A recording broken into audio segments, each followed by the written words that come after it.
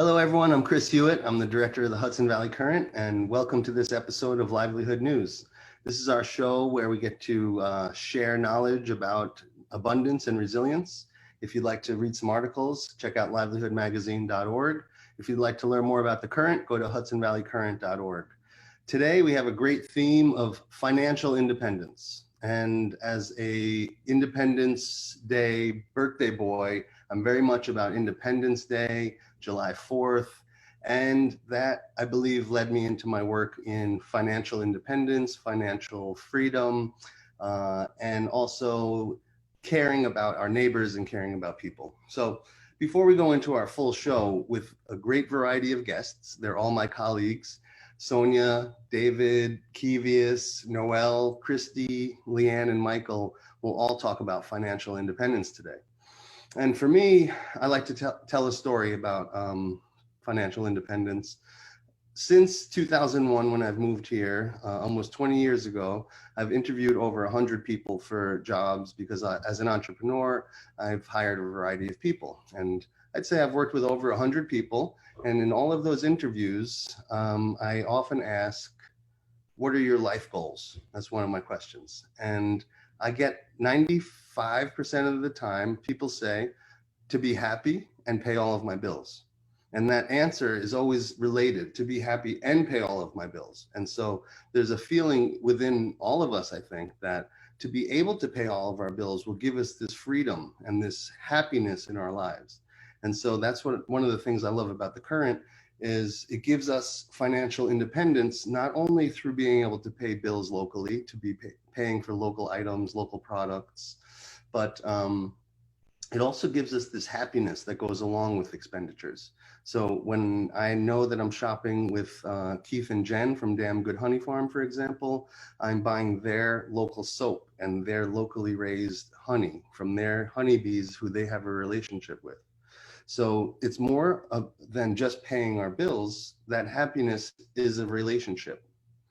And also money is a relationship. And when we forget that and just treat it as bills and coins or digital units within our bank account, then we forget about the relationship that comes with our interactions. And so I view the micro economy, our small scale economy, as an opportunity for friendships and for love and for getting to know each other and our background and our stories.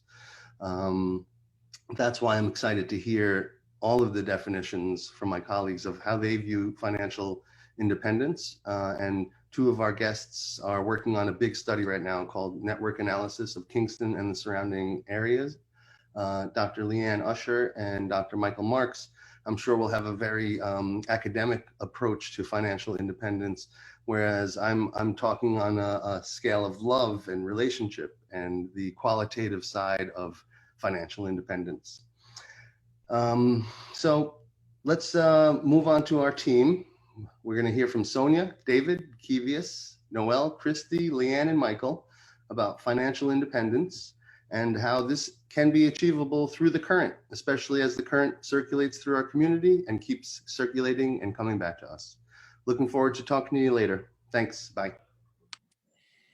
Financial independence for me is, well, first of all, what financial independence has been in the past is about collecting money. It's about having a nest egg. It's about having enough money in the bank or enough stocks, enough wealth, financial wealth, to be able to be free, to do whatever you want, to retire, to travel, to be your own person, basically to be able to do whatever you want. That's independence. That's financial independence that we've known in the past. But there's a problem with that now. And there's always been a problem, and it's been a recurring problem, and that is financial independence, finances, wealth, when we look at it as just money, as just currency, as just numbers, it tends to take a society into a strange direction. So you have a society that's constantly worried about the value of the stock market. You have corporations that are monitoring metrics just based on wealth and not based on the individuals that are working there. In some companies, do right by their employees, and some don't. Some do right by their customers, and some don't. But it creates this skewed model of what wealth really is and what abundance and happiness really is. Another problem is the environment. The environment takes a back seat and basically gets dumped on because we're thinking about the numbers rather than thinking about Mother Nature. So that's a problem. So for me, wealth, financial independence is more than just monetary wealth. It includes other things. And I like to turn to the 8 forms of capital. This was an idea that was generated by Ethan Rowland and Gregory Landua back in 2011.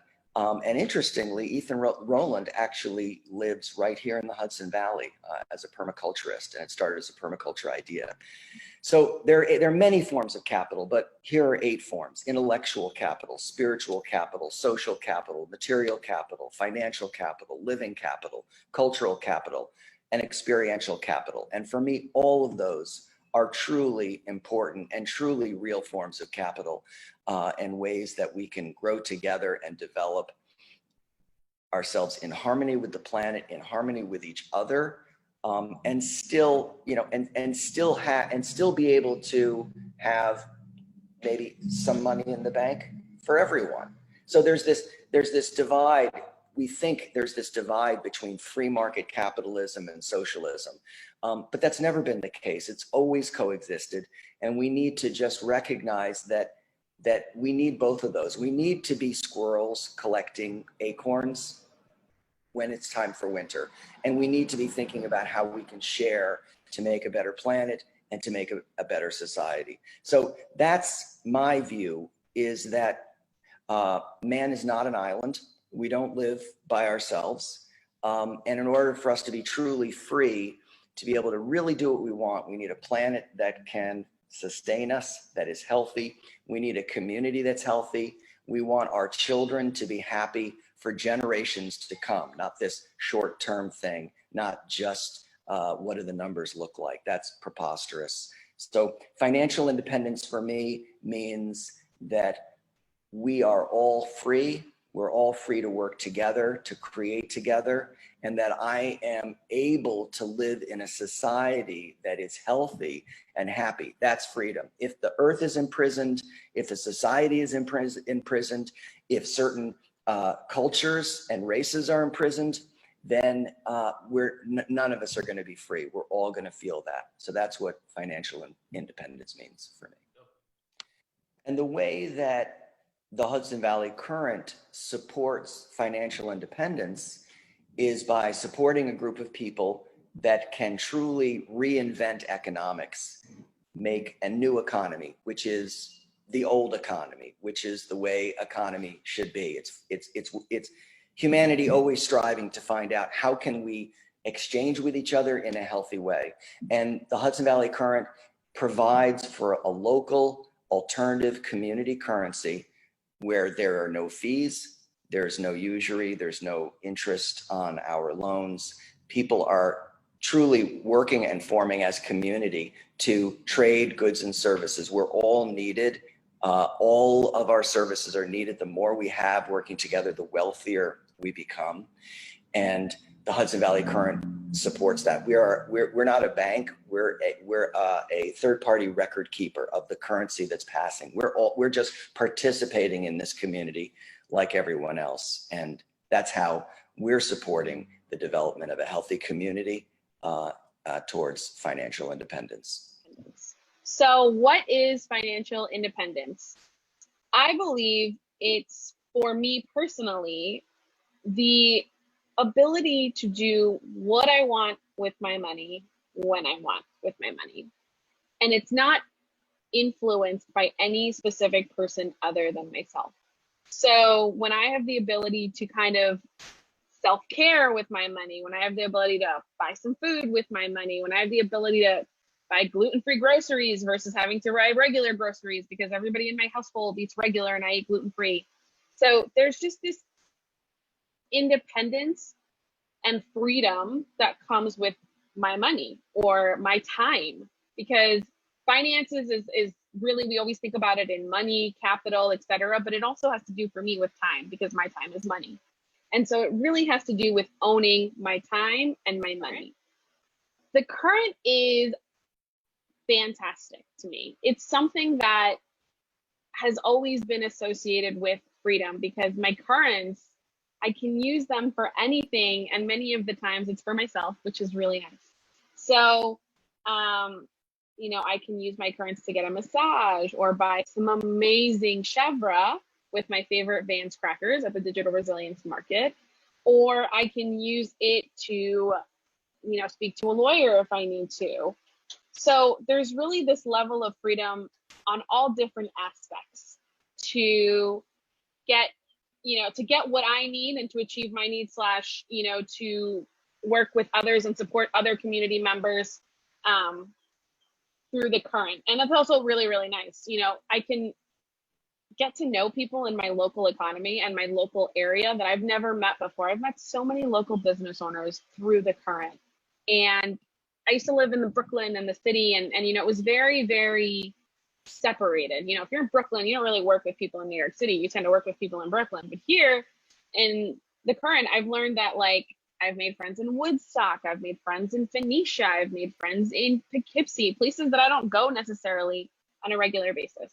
So I really wanted to share that, because in my opinion, the current really promotes financial independence. You're free to do what you want with your currents, and they don't charge any interest. It's like, Lord, it's even more independence, because when I use, when I have money and I get charged from my banks, from my credit cards, interest fees, etc., like, that doesn't feel like independence to me. It feels like they are putting a stipulation on me. And as such, I don't have that freedom. But with the current, it's a little different. So thank you so much. And I hope that wasn't too long. To me, financial independence is being able to speak the language that is financial literacy. And a big piece of financial literacy is transparency.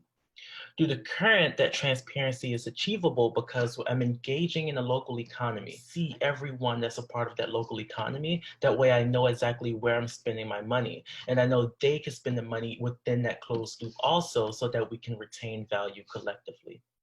Okay, so my definition of financial independence is having the financial security to be able to pay my bills and live life comfortably without having to work a full-time job, because I'm a current member and because I have a viable business. I can get the supplies and resources that I need through currents, through the exchange, even when the dollar crashes or has a setback.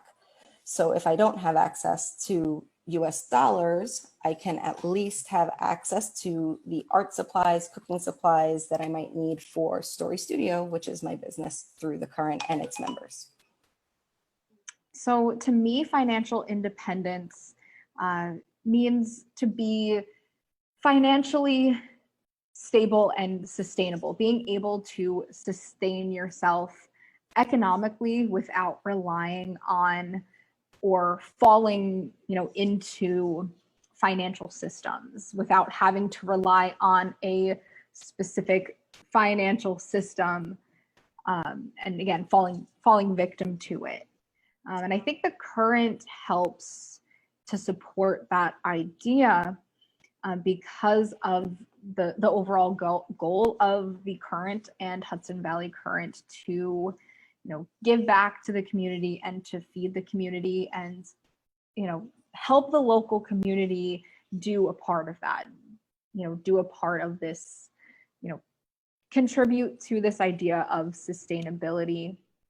I have sort of two areas of financial independence I'd like to talk about and how it sort of resonates with me. The first is really a bit more individual, and that is if you're a member of a currency system, the Hudson Valley Current, for example, there will be opportunities for you to contribute to your community, whether it's nonprofits or to help a starting business. And over time, you'll be able to earn depending on the nature of the project, you'll be able to earn currents for some of the work that you've done. For many people, this will be tremendous because a lot of people are stuck in jobs that they're not all that happy about. They're earning money to support themselves and their family, but it's not necessarily their interest in all cases. And this provides another avenue for you to earn money by doing really good work in your community. In a project that I'm involved with in Pittsburgh, the main focus of the currency is that very thing, where the currency is minted by NGOs, starting by NGOs that hire people in the community to do good work, whether it's environmental work, food, addressing food insecurity, helping with education and tutoring. And people make their own choice as to what they want to contribute. And many people feel that's a far better way to earn at least some of their living than doing gig economy work, like driving an Uber or doing temp work or that kind of thing, which unfortunately a lot of our population is involved in. So it's the individual choice that that local currency involvement enables you to further in earning some income, at least complementary to other jobs in the traditional economy. But over time, that percentage of work could begin to sway, and I believe that people will be more happy, and communities will be improved. The second part of financial independence for me, I'll discuss from my work in nonprofits for over 30 years. And being a nonprofit executive in my prior life, if you have an innovative idea and you want to either expand your programming, I worked in the juvenile justice and child welfare field, so I'll use that as an example. If you want to start up a new project to help young people who are involved with those systems, the justice system and the child welfare system, your options in order to move forward with a new idea is oftentimes to go to your government agency or go to a foundation person with this innovation. A lot of times, especially with government, it's going to be in response to a funding opportunity that may or may not be related to the kind of innovation you want to do, and you try to squeeze it in, right? It's the government solicitation will have certain requirements, and you have an idea and you try to put a round peg into a square hole. The competition for this funding is absolutely enormous. It's far worse and far difficult than it was when I started 30 years ago, and it's very difficult, more and more difficult to get funding like that. Also, the solicitations that come down from government may have very little to do with your local community. It's coming from a central office. It may be in response to a federal initiative, which is even further away from government needs and government assets. And so your level as an administrator, as a community member, of seeking resources to do something innovative, that also may be something that many community members want to move forward with, becomes really limited, both in scope and availability of funding. Now you look at community currency, which is much closer to communities, it's localized. The idea of bringing a project to the floor and having it discussed by local stakeholders, especially if it's one that many people believe can make a difference, you can get more easily and more readily either a grant or a loan in community currency to do that kind of work, especially if it's the work that the community wants to see happen.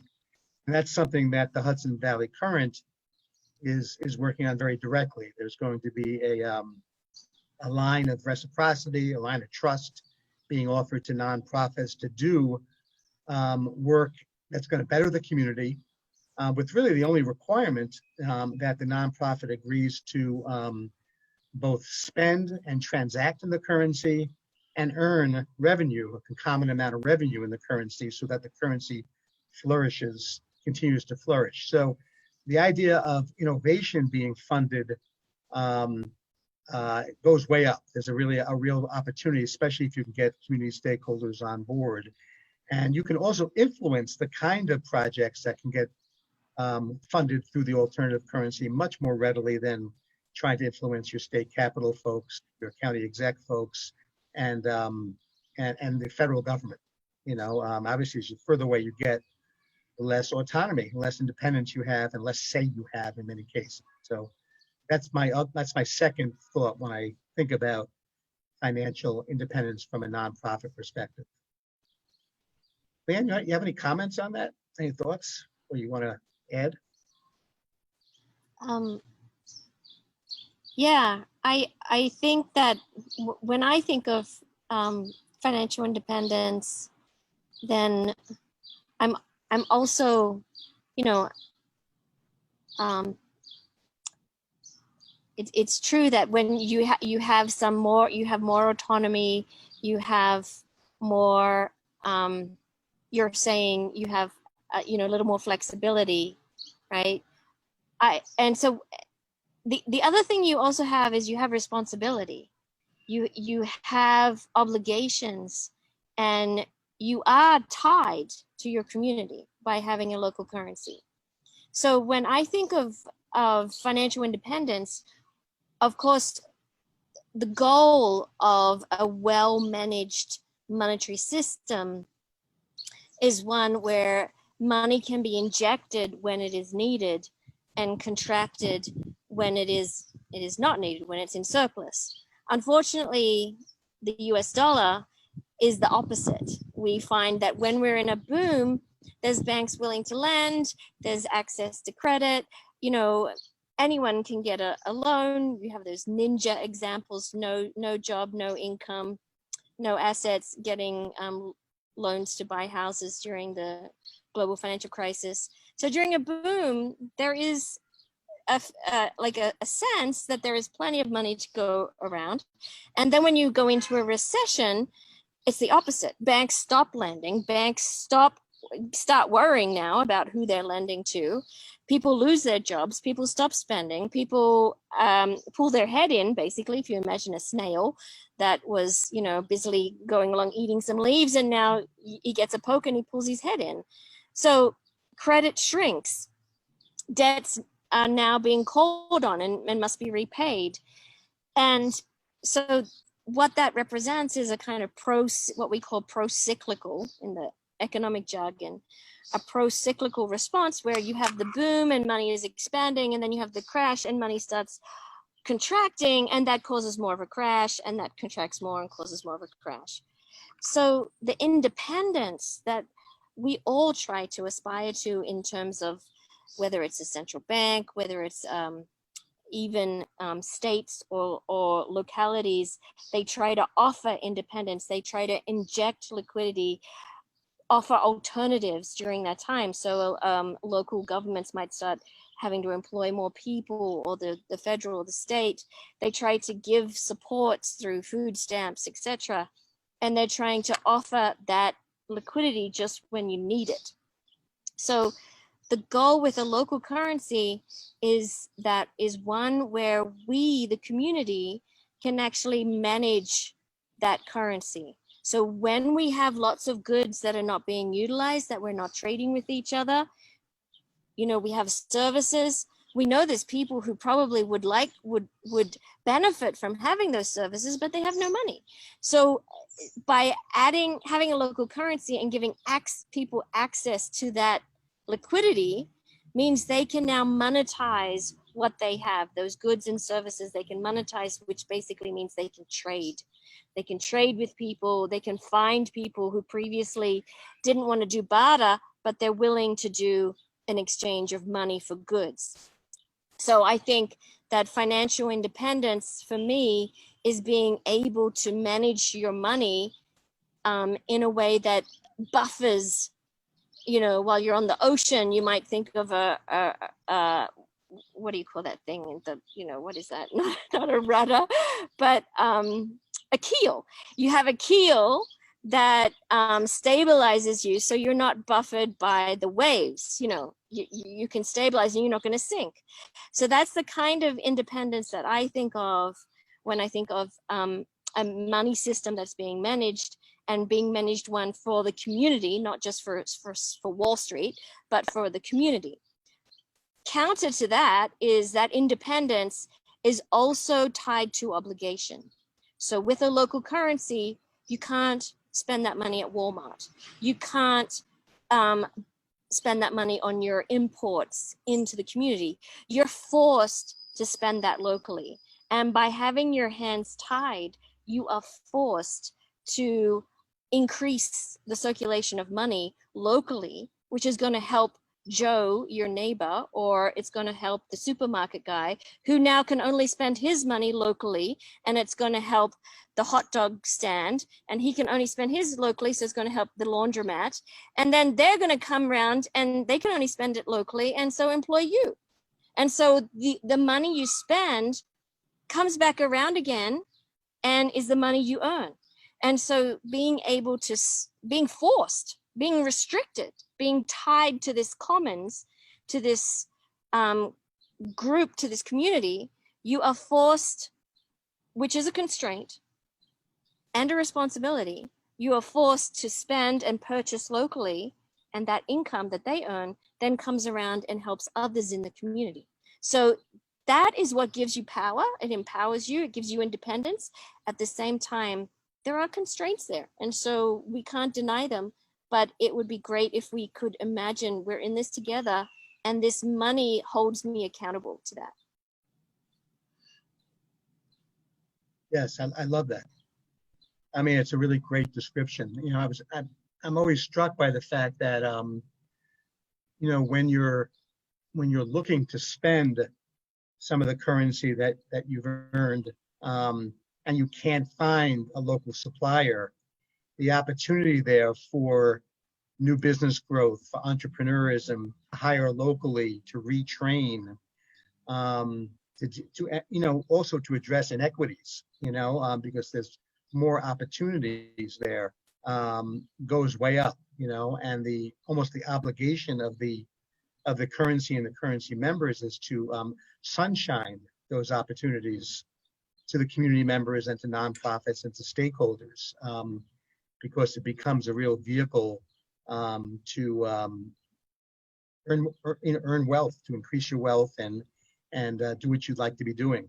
Exactly. And the Hudson Valley Current is going to be there for you to try and find those sellers, to find those vendors and places where you can spend your money, and to find those customers where you can earn your money. In fact, Mike, you're doing a lot of research on that, right? You're helping write up the NGO current community protection plan. Tell me, what's it about? We've worked on that together. Yeah. It's interesting.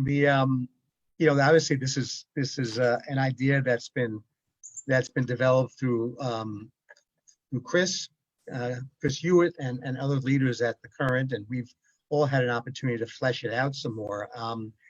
And what's going to be available to starting with the first cohort of nonprofits is a line of trust in currents that nonprofits can use to enhance their mission, address some of the shortfalls that have occurred through COVID.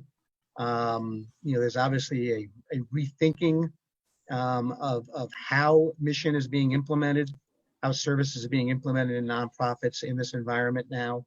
And what we'll do as staff is to work with interested nonprofits on planning how this line of trust, which will be up to 10,000 currents for each awardee, can be used for the nonprofit to better the community as well. I think the tricky part with nonprofits, I think I'm anticipating just through my experience, is that I think people will be very attracted to, nonprofits will be very attracted to expanding their trading partners and expending money for some of their needs. I think the tricky part is going to be that a well, one of the conditions of accepting the line of trust is also to figure out ways that you will also earn revenue in the currency. And that's going to, I think, require on the part of many executives, nonprofit executives, some real creative thinking about how they would be earning the currency.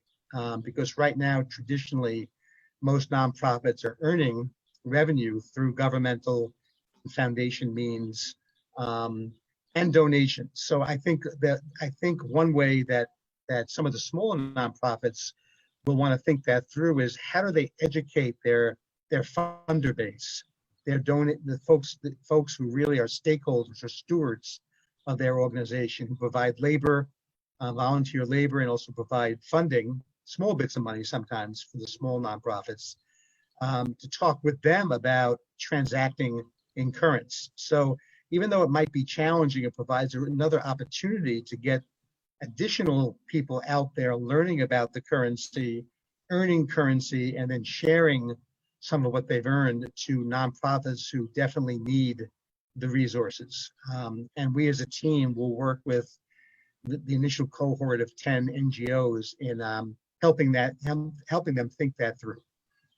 Yeah, I mean, I love this idea that, so today, I guess nonprofits have this very linear financing scheme, right? They get money from governments or some wealthy individuals, and then they implement something in the community and spend in the community, and then they do it again, right? They do it again. What we need to see in our community, because it's reciprocal, is we need them to earn locally. So if we could, and I don't see why we can't, have people who have currents think about donating to charities. Because when you have currents, you often see them as different from what you do with US dollars. So when you have US dollars, they're scarce, right? And you have to purchase the inputs you have to purchase, and so you have this budget, and you're limited, and you're trying to fight for every dollar you can get and keep it for yourself. In terms of currents, a local currency, we try to make it abundant, right? And the way to make it abundant is by spending it. Actually, get rid of it, spend it, and it will circulate more, and you can generate more growth and more income. So if we can get people, ordinary people, to start thinking, children, to start thinking about, oh, these are my top 5 NGOs in the Hudson Valley. These are the guys who, if I can't spend it this month, I'm going to spend it with them. I'm going to give them a donation. I can afford it because actually the more I donate and spend and the more it circulates around, it comes back. It doesn't always come back to me with 100%. There's a probability there, but the more I spend, the higher the probability I earn. And that's just a fact. Absolutely. I think another area that nonprofits can look at the alternative, the complementary currency, is social enterprises, some new business opportunities that they're often traditionally might be stymied. They may have a great idea to take one of their capacities and try to monetize it into revenue, but they get stymied. It might be, I'll give an example. It might be an organization that has that delivers weatherization services to poor people, and they're funded by government to do something like that. In fact, they're mandated and somewhat restricted on who they can provide weatherization services to in their community. But through that service provision, my guess is they probably have a whole host of experts, carpenters and plumbers and folks who really know how to refurbish homes in a very efficient way, economic way. They have that expertise and probably have thought about how could we make this into a revenue producing business where they're providing weatherization services to a broader range of people, working class, middle class, and wealthy people, but don't have the startup capital to do that. Is the potential of the line of trust providing that kind of startup capital in the alternative currency is to be really, I think, is something to be looked at. You know, I would say to the nonprofit folks, whenever you're thinking about an idea and you've just been stymied of funding, I can't do that because I don't have the funding. That is a time to think about, wait a second, you know, I can get some different kinds of funding, assuming I make the kind of commitments you mentioned earlier, Leanne, that I'm making a commitment to my community that I'm going to both earn and spend this currency for the betterment of others. And that could be seed money to new enterprises. That's right. And we're very open to novel enterprises, things that are promoting diversity, inclusion, environmental, because we know that they build the resources of our community. So why wouldn't we want to invest in our community? So we're really trying to push those kinds of social investments. And not only are we offering funding, but we're offering a revenue stream, right? We're putting Absolutely. you into a network where you can get the revenue and pay off your borrowing. And we're doing this not just for NGOs. We're also going to do food farm, food organizations. And the thing I love about including food in our current community protection plan is that food is so crucial. It's so central to our existence. And the Hudson Valley has such a rich, agricultural, foodie, it's a multicultural place.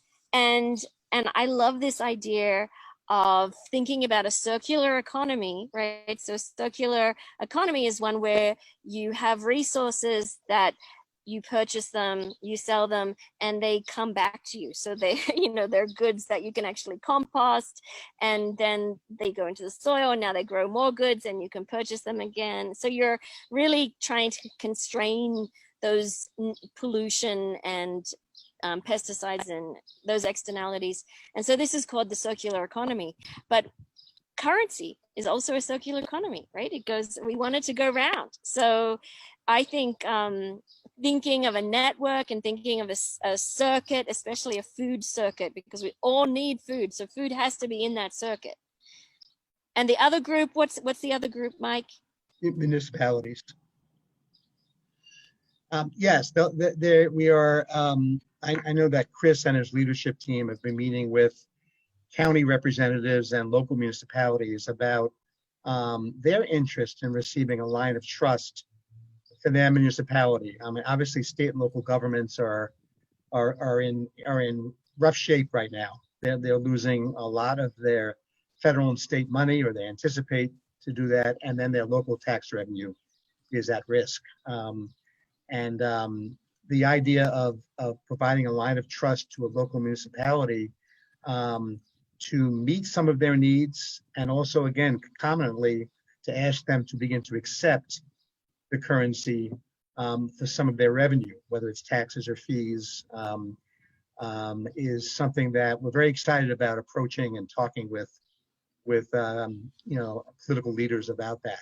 Even if we start very small, I think in this environment there may be some willingness, to be innovative here. Especially in this climate where people are having to cut budgets. I mean, their incomes have gone down, taxes are going to go down.